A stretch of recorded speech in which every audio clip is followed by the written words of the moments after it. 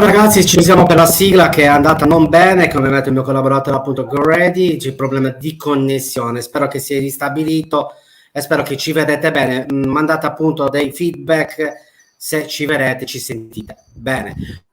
Oggi chi andiamo a presentare, Goredi? A te la presentazione. Oggi abbiamo gli Amorphis, in particolare abbiamo Olli, bassista storico, anche se con una pausa all'interno della band, e quindi prima di tutto, ecco, si è collegato. Ringraziamo Olli. Olli, thank you for joining us and welcome. Thank you for the invitation. It's good to be here. Thank you. Prima domanda la lascio a te, Goredi, giustamente. Okay, so wow, first time I have the first question in this format. So wow. Great. Yeah, this is great. Great. So yeah, I'd like to ask you really a lot of stuff, because as I was telling you, I've been listening to your band. I don't know, it's like 30 years or something. It really shows my age. So I really would have a lot of things to ask you, but I think I will start asking you a bit about a short version of the history of the band and your, of course, your role in the band. Just 1 second, because I have to translate the questions in Italian for our listeners. Quindi ho chiesto a Olli se ci può parlare molto brevemente, naturalmente, della storia della band e della sua partecipazione appunto negli Amorphis. Ok, please, thanks. So short history, you meant? Yep. Okay, so we started at 1990, and we were really an underground band back then, and there was a metal scene in Finland, pretty good one actually, even back then. Lots of demo bands like Beherit, Impelled Nazarene, Sentenced, and Funeber, Xysma. So there were kind of lots of shows around Finland in youth houses and so on. So we were pretty busy playing the small gigs around Finland back then, and did a couple demos as well. And the music was brutal death metal, which we all digged back then. And somehow the demo ended up to Relapse Records, and they wanted to sign us because they've been digging Tomis, who was the vocalist back then, his previous band Abhorrence, and they thought that Amorphis would suit their catalog as well. So that was the story with the getting a deal.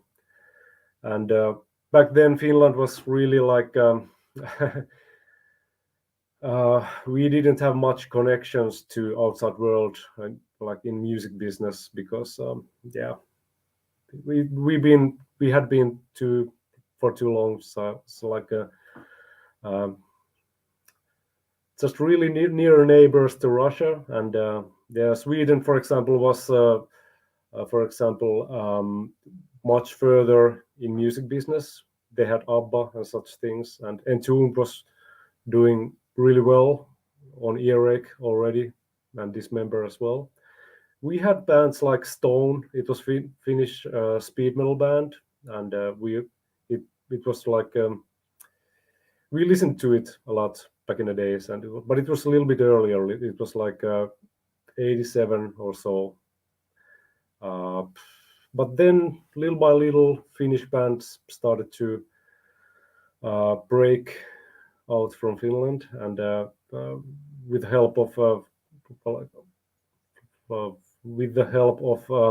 record labels abroad, there wasn't that much of a metal oriented labels in Finland back then. Only big labels, and which mainly distributed some big names from outboards.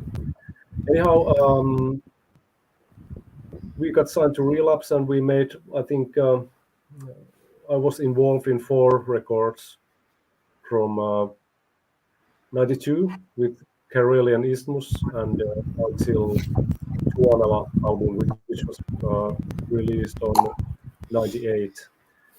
So that's when I exited the band for a while, for 17 years. But during that period, we already toured in the States a couple times, and we made also European tours. We played in Italy as well. I recall we played in Milan and in Rimini. Rimini, yeah. Yes.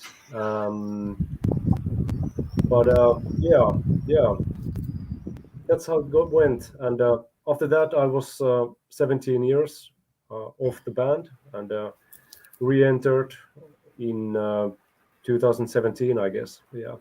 So I've been 6 years in the band again. So it's Great. We're doing great, and yeah, I guess the story goes on from there. Great. I'll be shortly translating for our Italian listeners. So, diciamo, abbiamo avuto una breve storia di quelli che sono stati gli Amorphis dall'inizio, quindi da prima del 90, quando si è sostanzialmente formata la band, che è nata in realtà con un, diciamo, nel genere più o meno sul brutal death metal sostanzialmente. Hanno fatto la classica trafila delle piccole praticamente anche perché c'era una buona scena metal in Finlandia già al tempo, ma poche etichette che praticamente distribuivano solo bande estere sostanzialmente, quindi hanno fatto la solita trafila dei piccoli concerti nei bar e scena locale, finché sono stati messi sotto contratto dalla Relapse con il loro primo lavoro. Dalla firma del primo contratto lui è stato con la band fino al 98 per 4 dischi e dopodiché ha lasciato la band per ben 17 anni. Comunque in questi primi 7-8 anni di partecipazione con gli Amorphis hanno fatto tour negli Stati Uniti, tour europei, hanno suonato anche in Italia, e poi lui è rientrato nella band nel 2017 e quindi ha preso parte agli ultimi 2 dischi. Perfetto, allora la domanda folle che mi viene Vai. da chiedere è questa. Vai. Allora, gli Amorphis, se entrano all'interno di colori astratti particolarmente fuorvianti dal genere che voi avete creato, come riuscite a creare colore, stagione e pittura? Wow, this is weirder than usual. Huh? Siamo sul più strano ancora del solito. So, what Ellen was asking is something that mostly really relates to the, let's say, the how you can translate in music and put in music something that you could, how you could, for example, paint or get a color describing what's your sound, or how would you apply, for example, these to your history? So how did it change in times? And I know these are the weird quiz questions, so you are free to answer whatever you want. Yeah. Well, I haven't done painting a lot, but I think there's an artist in Finland. There was an artist in Finland called Akseli Gallela, who did some like really nice interpretations, painting-wise, of Kalevala, which is the national poet book of Finland, where we draw our lyrics, and where we have drawn them since the beginning almost. So I think that would have been probably the landscape of our music. So just check it out. I don't know if you've ever heard of him, but yeah, lots of deep colors, I guess, and dark colors. When it comes to, for example, our cover art. I think the first album didn't represent our music that well because it was, we had already some lyrics from Kalevala, but the painting was basically based on some like a mid-age sword fight. But after that, I think Tales from the Thousand Lakes has a great cover. It's surprisingly well presenting the music, even though the artist was from America, I guess. But also the landscape on the album cover is a little bit like from Croatian National Park.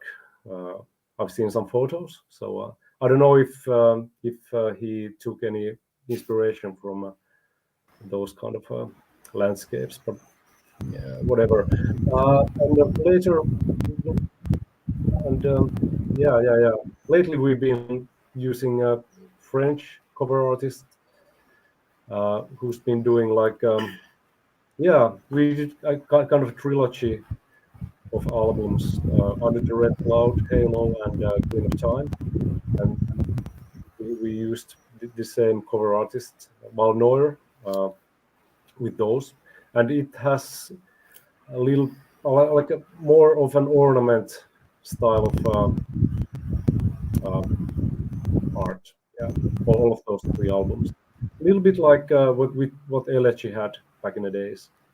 So I think it's the cover arts have been kind of a timeless in a sense throughout the career. So and all of them represents the music pretty well. I don't know. Great, thanks. So I'll get this back into Italian. So allora alla domanda mi rispondeva con il nome di un artista finlandese con un nome veramente difficile che non sono riuscito a prendere. Chiederò poi di scrivercelo così potremo pubblicarlo nei commenti del video. Che diciamo ha dipinto sostanzialmente come tema. Eccolo. Thank you, because the name was really hard for me and I didn't grasp it. Thank you. Yeah. So it's in the chat right now. Akseli Gallen Kallela. Yeah. I don't know. Probably I said it really wrong, but that's it. Adesso you got it right. Thanks. Che comunque rappresenta testi, diciamo scenari del Kalevala, che è diciamo, un testo finlandese da cui hanno preso anche spunto per loro dei molti testi. Comunque sia colori profondi, colori scuri. Ci ha poi parlato un po' delle copertine degli album, no? della copertina del primo album, che forse non è nel filone, no? È un po' diversa da quello che viene poi rappresentato successivamente, sono principalmente scenari naturali. E per parlare la copertina di Tales, che è stata dipinta da un artista americano, e successivamente poi hanno avuto invece un trittico di copertine fatte da un artista francese con uno stile molto, molto diverso, più ornato, diciamo, un po' meno naturalistico. Ecco. Allora c'è la domanda prima, c'è la domanda di Nicola e poi lascio a te appunto l'altra domanda che vuoi porre agli Amorphis. La domanda di Francesco di Nicola, scusatemi, è questa. Ok, allora Nico ci chiede: inizialmente gli Amorphis avevano un suono più death, come è iniziata l'evoluzione della band? Ok, so the question from Nico is in the beginning Amorphis had much more of a death metal sound, and how did the band change its sound and progress and evolve towards the more modern sound that it began playing later on? Yeah. Well, I guess back in the days already, when the first album came out, we were already like expanding our musical tastings and our music as well. We started to bring another elements in our music outside of death metal. in order to make it interesting. And back in the 90s, at least in Finland, bands tried to be as original as possible. And there was a band called Xysma, which you probably know. We did some gigs with them, and we were friends with them, and they brought, for example, tambourine to their music and started to flirt with rock music. So it was kind of natural thing to do here in Finland, and also we didn't have any kind of commercial pressure, so we didn't need to please anyone, and we just wanted to do what we do. So yeah, basically it was because our musical tastes changed a lot. We started to listen more to progressive rock, for example, and rock music, and then there was a band called Kingston Wall, which inspired us a lot, and we kind of wanted to learn how to play our instruments properly, not just riffing and stuff like that, but also some jamming and yeah, to do improvising with our instruments, for example. And yeah, it was kind of natural progression. And I guess during the 90s, lots of bands changed their music, even Metallica, maybe not Slayer, but that was the only one, I guess. Also, bands like Paradise Lost changed their music, and we were in the same genre. So it was a natural thing to do, to experiment, because yeah, there was so much to experiment with because we started to find new music from the 70s and 80s and so on. So yeah, that's the reason. And for the same reason, we probably came a little bit back to our roots the past years. I think already with Circle album, there's lots of more harsh vocals, for example, and with the latest album Halo as well. So we've kind of returned to our roots a bit, at least. Yeah, so that's the reason. Great, thanks. Allora, diciamo che ci diceva che sostanzialmente l'evoluzione è stata naturale, non forzata o derivante da una scelta o addirittura da pressioni commerciali. Sostanzialmente negli anni 90 le band in Finlandia cercavano di essere più originali possibile e quindi cercavano di evolvere, trovare qualcosa di nuovo. Inoltre sono anche cambiati nel tempo, come un po' per tutti i gusti musicali, hanno cominciato ad ascoltare sempre più musica progressive, ci citava i Kingston Wall, e questo li ha portati anche ad avere un approccio diverso, no? Per esempio fare session di improvvisazione, eccetera. Poi negli anni 90 tante band storiche hanno comunque anche cambiato il loro sound, no? Dai Metallica, ovviamente, i Paradise Lost, per esempio, hanno cambiato sound allo stesso modo, con un percorso anche assimilabile a quello che hanno fatto poi gli Amorphis, che ci diceva invece ultimamente stanno anche un po' tornando anche alle loro origini. Infatti negli ultimi lavori ci sono anche un po' più di voci growl, eccetera, insomma più come era in passato. A te la prossima domanda, go ready. Ok, vista tutta questa evoluzione gli chiederò se è cambiato anche il loro processo compositivo nel tempo. Getting back to this question that I think is really interesting, I would like to understand if since the style changed so much in the years, of course, did also your writing process change? I mean, are you the kind of band that writes an album by rehearsing a few months or weeks before recording, or is there somebody coming in with the pieces ready and then everybody chimes in just before recording, or is it more of complete band process, and if it changed during the years. Yeah. Well, nowadays, since we are pretty busy with touring and stuff, so people are just bringing their songs to the cloud drive, for example, for the producer to listen and choose to pick up the right songs for the album. So that's the pretty good, straightforward way to do it, because we don't have to spend time in analyzing the songs by ourselves, and everybody has their own personal favorites. So it would have been we avoid arguments by that, so that we have an outsider to choose the songs nowadays, which is a good way to do it, since there are because six guys, and everybody has their own songs and opinions. So, but after that, when the songs are chosen, we enter the rehearsing place and start to make the arrangements together and rehearse the songs and bring up ideas how to make them even better. And that's how it goes nowadays.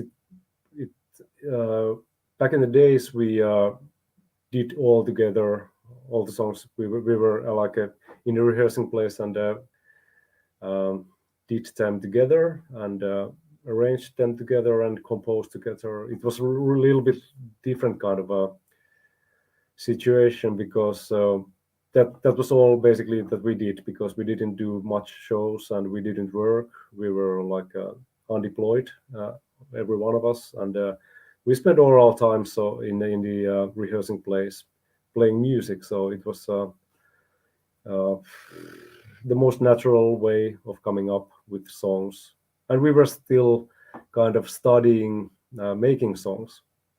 Back then it was kind of hard for anyone to come up with the song which would work instantly with the band. But now it's easier with the computers, and there's opportunity to come up with like a really good demo with your own computer. So it has changed things a lot. But I think the main reason is that we don't have time to sit in the rehearsing slot together and wonder how we should arrange songs. It's much easier to operate on our own at home and let the producer make the final decision of the songs. He hasn't gone that much wrong, I guess. Yeah. Ok, allora si diceva che ovviamente il processo effettivamente è cambiato, soprattutto in quanto adesso adesso in questo, diciamo, in quest'età ormai sono molto impegnati con i tour, con il lavoro, eccetera.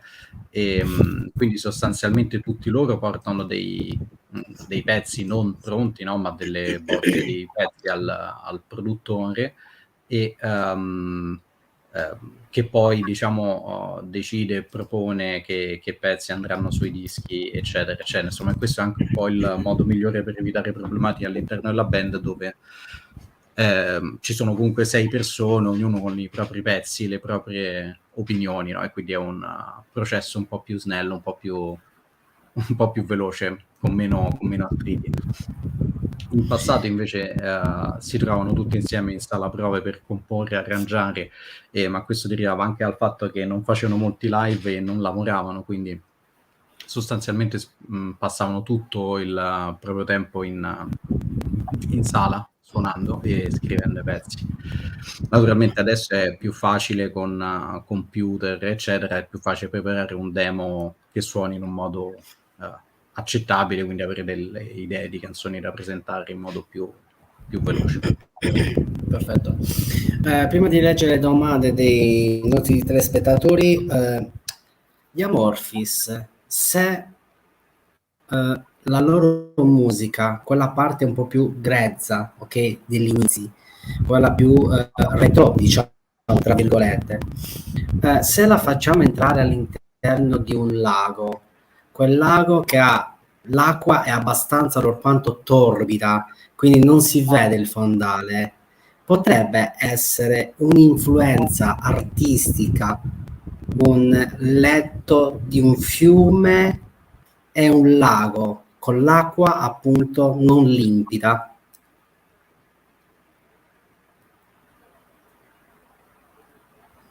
Abbiamo perso Get Ready. I was just trying to put it in some way that I can ask. Okay, so we have another question, and talking about the music of the let's say the beginning of the first albums of the band.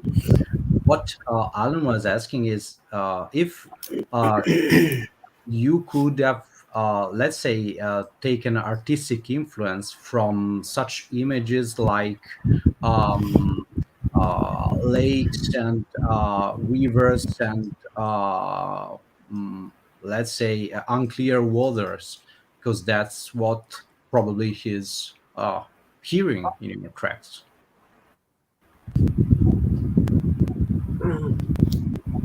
I'm not sure if I quite get it, but are you talking, which albums are you talking about? Like The first albums, yeah, the First- first works, yeah. first two, first three? Yeah, true. Let's say the first four albums. So Okay. I think, and yeah, I don't think that we had such profound thoughts back then of what are we trying to represent, like ideological wise. uh, it was always hard thing for us to come up with lyrics on our own, so that's why we started to pick the lyrics from Kalevala and Kanteletar. And I think Pasi Koskinen started to write his lyrics on his own with Tuonela album. And I think Esa and Jan made some lyrics for the very first album. So they might have their say about this too. But I think Pasi's lyrics, for example, were pretty much personal things. And when it comes to Tales from the Thousand Lakes and Elegy, those lyrics are taken from the poet albums, poet books of like Finnish national poet books, which have been like uh, gathered from old people singing in the East Border in Karjala over 100 years ago, 150 years ago. They're just ancient poetry and some heroic texts from the back like ancient Finland and stuff like that. It's surprisingly same with the other poet books around the world. Uh, the stories are quite the same. An old guy with a beard and stuff like that. Yeah, but that made things lots easier for us because we didn't need to like write lyrics, and also we got a little bit, I guess, there was interest to us because of those lyrics. So Finnish people started to talk about it, and outboards people started to bring Kalevala books for us to sign, and it became kind of a huge thing on its own, the lyrics. So it was a nice coincidence that we started to. We're so lazy that we couldn't write our lyrics ourselves. So I think it was Esa who suggested us to start using those because he received the book from his parents to Christmas present or whatever. So, and he thought that yeah, it's they would fit as heavy metal lyrics. They did. So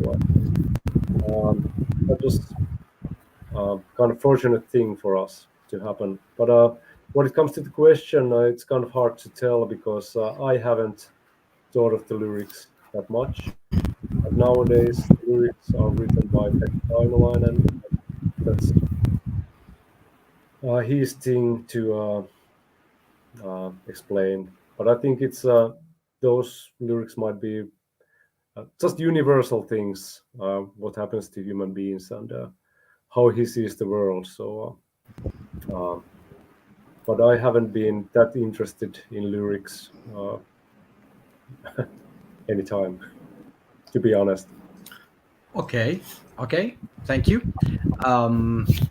Allora, diciamo che nei primi dischi in realtà si è trattato, i temi trattati diciamo, hanno rappresentato una coincidenza abbastanza fortuita, perché diciamo, non hanno messo dei pensieri particolarmente profondi, non avevano neanche un grande interesse nella parte di testi. In realtà dice addirittura non sapevano...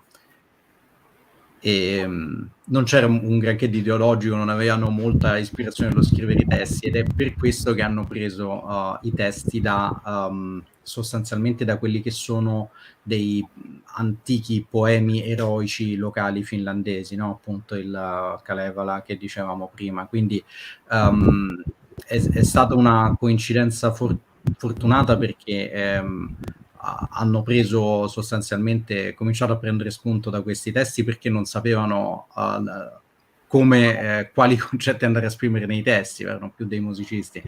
E questo però ha portato anche delle conseguenze interessanti, perché ha portato in Finlandia a parlare molto della band, visto che utilizzavano questi testi, diciamo che sono un po' un tesoro nazionale, ma anche gli stranieri gli portavano il Kalevala per essere firmato ai concerti, no? E quindi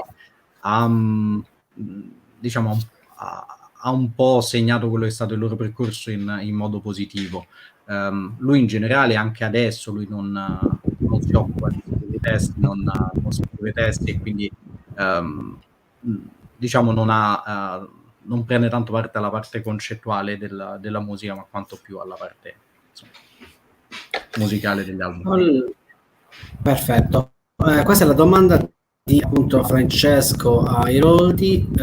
Ok, a te la domanda. Il passaggio di Thales in Elegy. Okay. This is a question from a viewer. He's asking the change, the passage from Tales to Elegy, that he's saying he blew his mind at the time. So they're of course they're really different albums, and I don't know if you have anything specific to add to what you already said regarding just the switch from Tales to Elegy. Well, we had some lineup changes. For example, we changed. I think Jan left the band after Tales, and also Kasper, the keyboard player, who had like really, I wouldn't say huge role, but he had his role in Tales from the Thousand Lakes, because he brought proper keyboards to the band, and he played 70s style keyboards like Moog and Hammond, and those both has been like stayed in our repertoire like until now. So that was a big change, of course. Kim Rantala came to the band, and he was even more 70s oriented guy, and he didn't. I guess he didn't. Both of those guys didn't listen to metal music probably at all. But I think Kasper had been at least partly following the scene when it comes to metal music. We went to see the shows in Lepakko and local youth houses where all those small punk and metal bands played. So he was aware of a metal scene, which was not the case with Kim, I guess. And Kim was more of a funky player with the keyboards, and it was fine with us because we still wanted to experiment with the music, and it was fine to bring some other kind of sound to the band. he played with lots of dream sounds, which were kind of part of Jamiroquai stuff, like funky dance music. I think that was where the sound came from to our band. And he also contributed to the songwriting. He wrote Electric song, is a great song, and of course Casper did Black Winter Day, uh, which is kind of odd thing because he's not a metal guy, but still he wrote probably the most remarkable song by them for the band. So yeah, I think keyboard players after all had kind of large role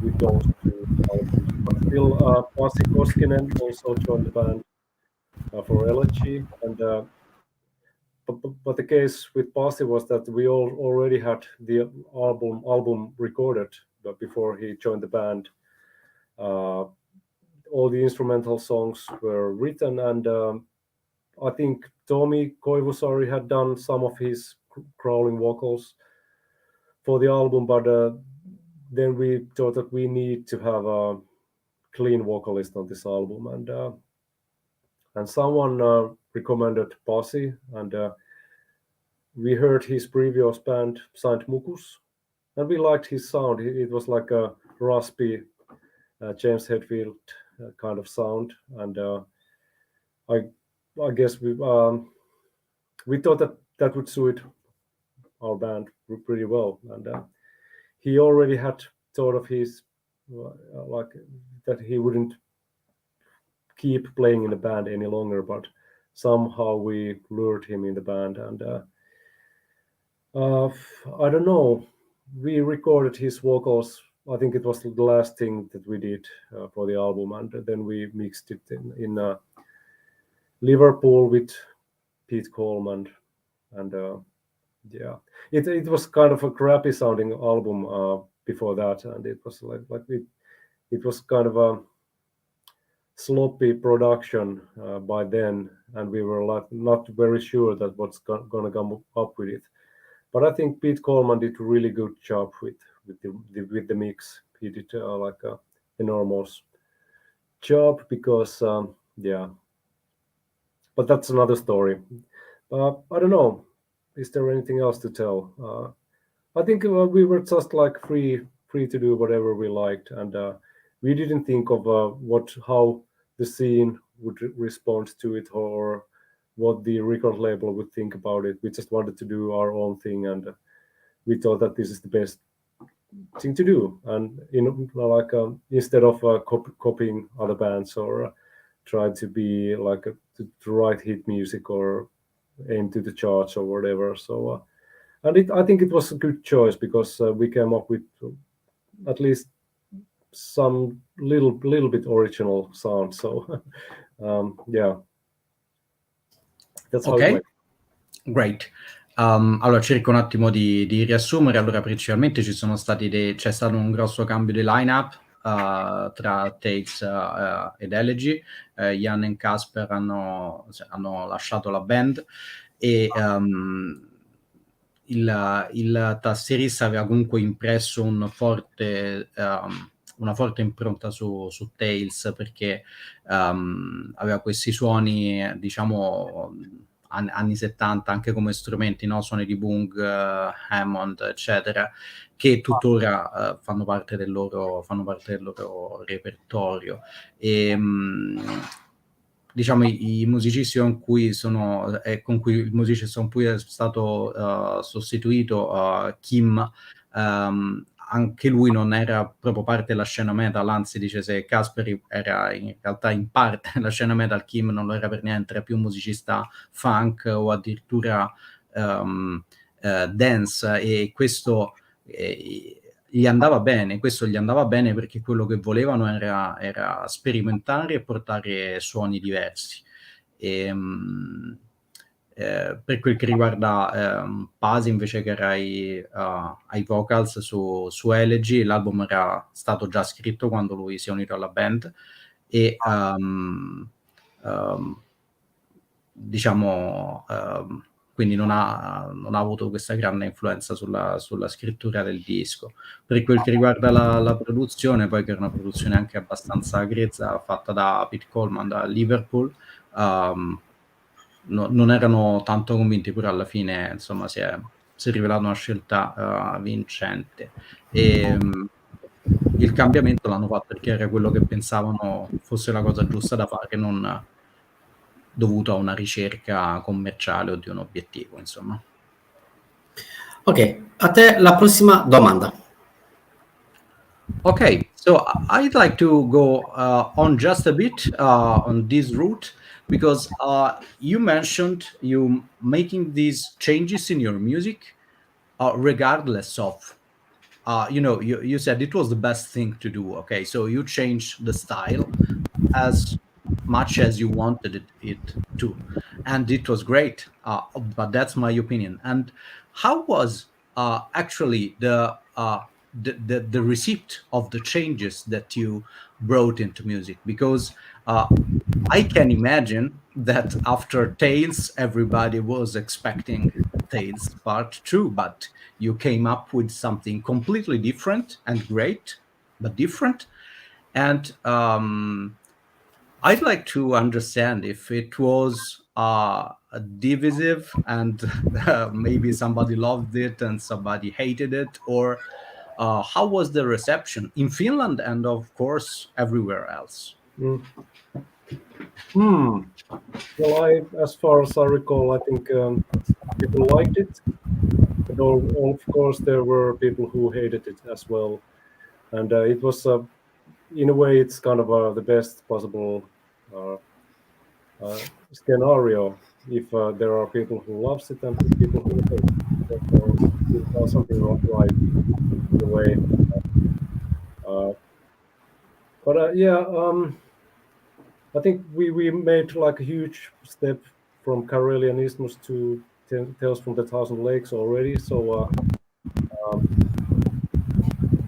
and I guess that from Tales from the Thousand Lakes to Elegy, the leap was around the same. So that there were differences between all three albums.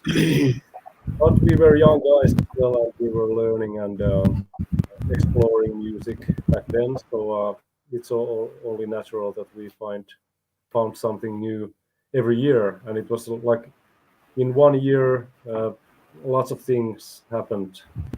Unlike today, like nowadays years are short periods. But then it was like really long time for a young guy.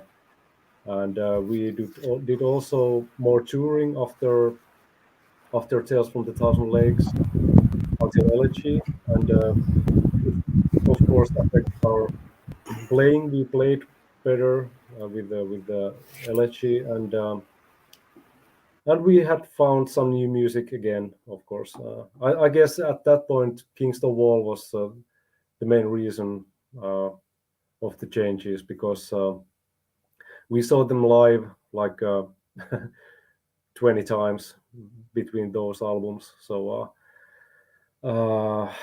it was only natural that the music, the songs reminded of Kingston Wall at some from time to time, at least. And I think Petri Valli, the main man of Kingston Wall, were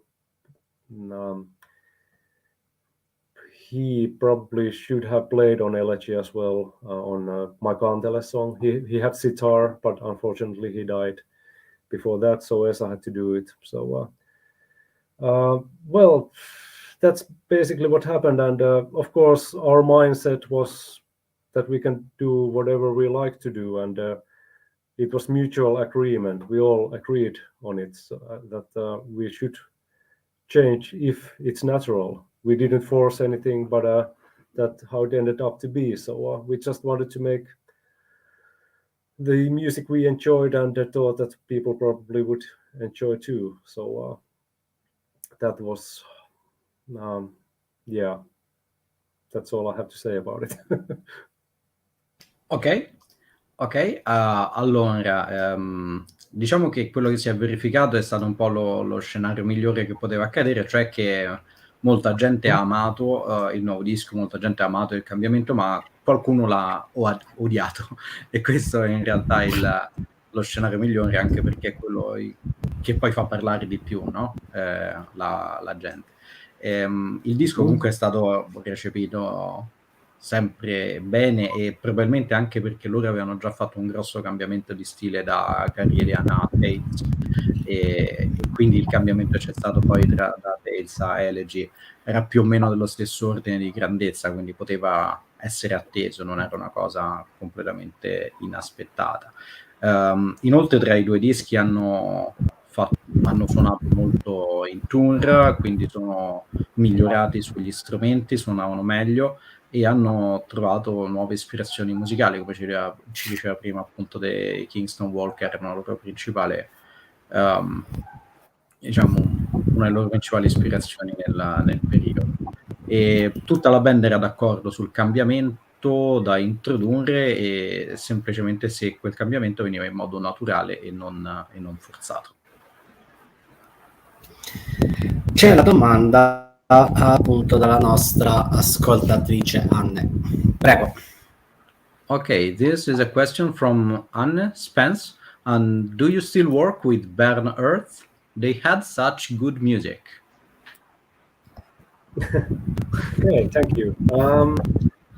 We are not active currently, but we have not split up either. So who knows? Maybe there will be some material at some stage. But why we haven't been doing anything is that everybody in the band are quite busy. I'm in Amorphis, and Sami is in Creator, and Marco has Musoro, and so on. So it's like takes too much effort to try to write new music currently. So maybe if there will be a little bit calmer period, miraculously for all of us, maybe we'll do something together again. Who knows? I'd like to do it, so why not? Ok, quindi a Burn Earth non sono attivi al momento, ma non è annullato il progetto, semplicemente sono tutti molto, molto impegnati, lui con Amorphis, chi con i Creator, eccetera, e al momento è semplicemente impossibile che trovino il tempo per scrivere nuova musica, ma se si dovesse miracolosamente verificare un periodo più tranquillo, più calmo, gli piacerebbe rifare qualcosa con loro. Perfetto. Ora, se portiamo gli Amorphis all'interno delle grotte, dove vi sono degli animali particolarmente pericolosi, feroci, vogliosi di cibarsi di alcune carni particolari, quest'orso che è all'interno della grotta, se si trasforma in ole, qual è il disco perfetto per descrivere questo momento così violento? Wow. Okay.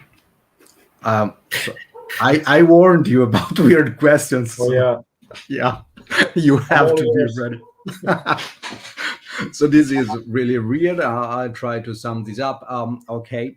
So guessing that, let's put it like this. Try to imagine that you are, I don't know, somehow into a deep cavern or something, and I don't know, there is some wild beast into this cavern, okay? And this wild beast has to brutally feed on you, right? And which one of your records would represent this better? The situation. Yeah. I don't know if the first demo has been released on vinyl, but probably Privilege of Evil, regarding to its cover art, where well, we call it sandwich salesman or whoever, because he's ripping out his own heart and eating it. So that would be perfect soundtrack, I guess. Ok, thanks for trying. Allora, sostanzialmente quello che potrebbe rappresentarlo è il loro primo demo, anche perché sai com'è la cover, c'è questo personaggio che si strappa un po' di organi interni in modo appunto abbastanza truculento, e quindi potrebbe rappresentare in un certo senso lo scenario che hai descritto. A te la prossima domanda, get ready. Ok, io gli vorrei chiedere qualcosa sulla situazione attuale, su che cosa stanno facendo e sui progetti futuri della band, anche perché se non vedo male siamo quasi agli sgoccioli sostanzialmente. Sì. Ok, so now I'd like to ask you instead something more related to the present and future of the band. So we talked a lot about the past, because there's a huge past, but I'm sure there's a huge future as well. So I'd like to understand what you're involved in right now as Amorphis, if you're maybe writing or preparing something new, or if you're planning live tours or whatever is upcoming. Yeah. Well, we are preparing to start the festival period. Seriously, I think we played a couple shows, one in Spain and one in Netherlands already. So, but now it really starts. We are playing a festival every weekend and a festival or two, and that's what we're going to do until the fall, when we play a couple shows I think 3 shows in Japan, and then we have another European tour somewhere in the areas we listed last time. So it's going to be shorter one, less than 4 weeks, I guess. And then I'm not exactly sure what's going to happen. Probably more shows, but of course it would be logical step from there to how to write new music and probably record something somewhere. I don't know. We haven't discussed it that much yet, but now we are concentrating on touring with Halo album. It's only a little bit more than 1-year-old album, so I think there's plenty of work to do with that. But yeah, I'd say that next year will happen some moves when it comes to the next album. I don't know what will it be, but let's see. I hope we will be able to tour a little bit more and maybe to do some special tour in between. But naturally, we will write another album at some point. But who knows when will it happen? Yeah. Well, but there's plenty of work to do with the Halo still. So let's concentrate on that. But when there's time to come up with new songs, I guess we all have some material pending for that, so we can represent that to the upcoming producer and the other guys as well. So we are working on the material continuously, I guess. At least I am in writing mode all the time. So. Great. And in all these live shows that you have planned, do you happen to have any dates in Italy?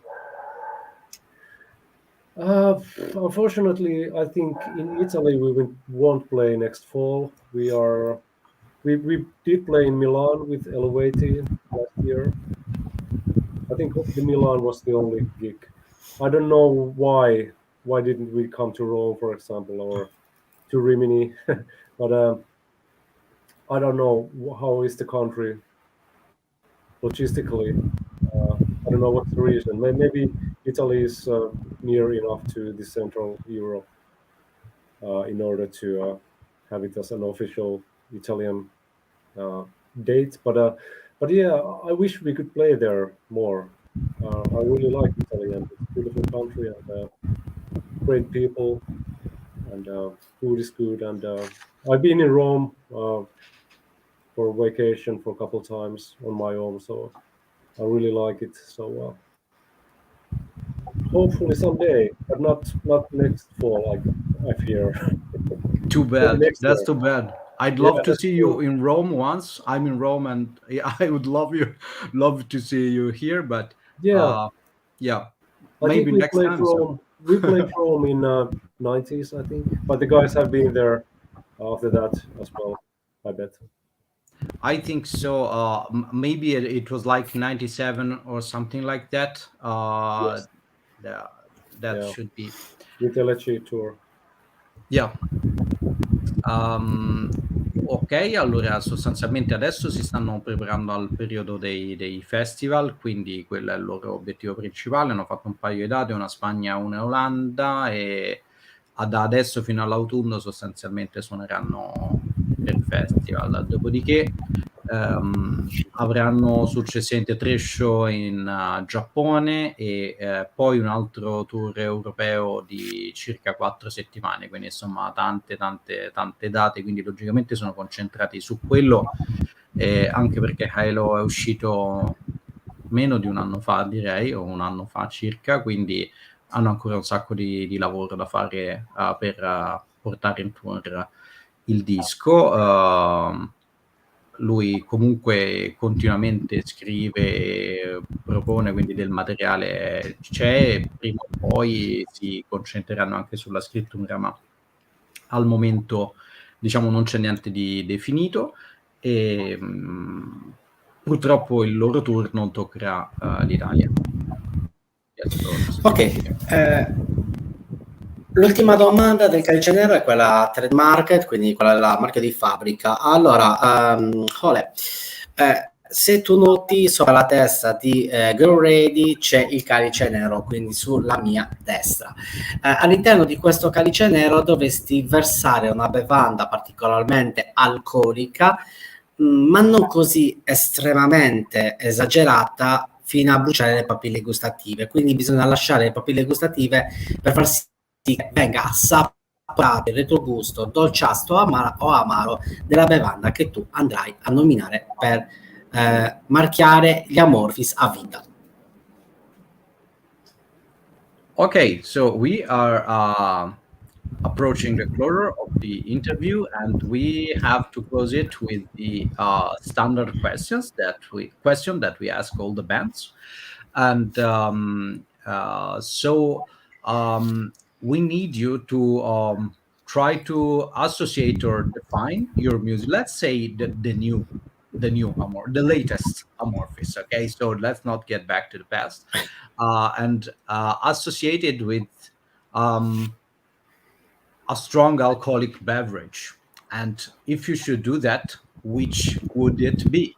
How would you drink Amorphis right now? Strong alcoholic beverage. Wow. When it comes to strong booze, I prefer whiskey myself. But I don't know about Amorphis. Maybe it would be a home brewed booze. For example, in Portugal, we drank lots of figu, which is like, yeah, I don't know. It's made from wheat, and it's really strong. I think 16% or something like that. I don't know if you have familiar brews in Italy, like homemade booze. Yeah, we do have so many in Italy, Yeah, and that's why I would strongly suggest you quite a good tour here that will allow you to experiment our specialties also in that. yeah, definitely. Yeah, well, uh, because our music is kind of based on some kind of ugliness and beauty mixed together. It should be something sweet and something really brutal, which probably would be some of your brews, home brews, but also with some sweet taste of, I don't know. I've been lately drinking Aperol Spritz mixes. That's not hard booze, but let it be so. Okay. In this regard, I can vouch for Alan's region. They do have some pretty good alcoholics, homebrewed stuff that I suppose you will enjoy. So looking forward to taste it. hopefully soon. Yeah, allora, quello che ci dicevano, giusto per farla molto breve, visto che la loro musica è un misto di brutto e bello, diciamo così, è quello che ci associerebbe più, probabilmente è qualcosa tipo un alcolico fatto in casa, no? Qualcosa di molto locale, quindi qualcosa di molto specifico, che sia dolce che forte, ecco. Perfetto ragazzi, allora siamo arrivati alla conclusione. A Oli vi chiediamo 2 secondi di rimanere nell'anticamera dopo la diretta, che dobbiamo chiedergli una cosa, se è possibile. Ok. Oli, we are closing our interview. If possible, please stay in the live 1 minute after we close, because Alan would like to ask you one thing. And from me, just really thank you, and really appreciated taking this interview. As I told you, I mean, you're one of the members of one of my all-time favorite bands. So it was really for me, but I think also for all of us, really an honor having you here. It was great, and thank you so much. Hey, thank you very much. Have a good one. See you in Italy someday, all right? Hopefully soon. Bye. Thank you very much. Allora,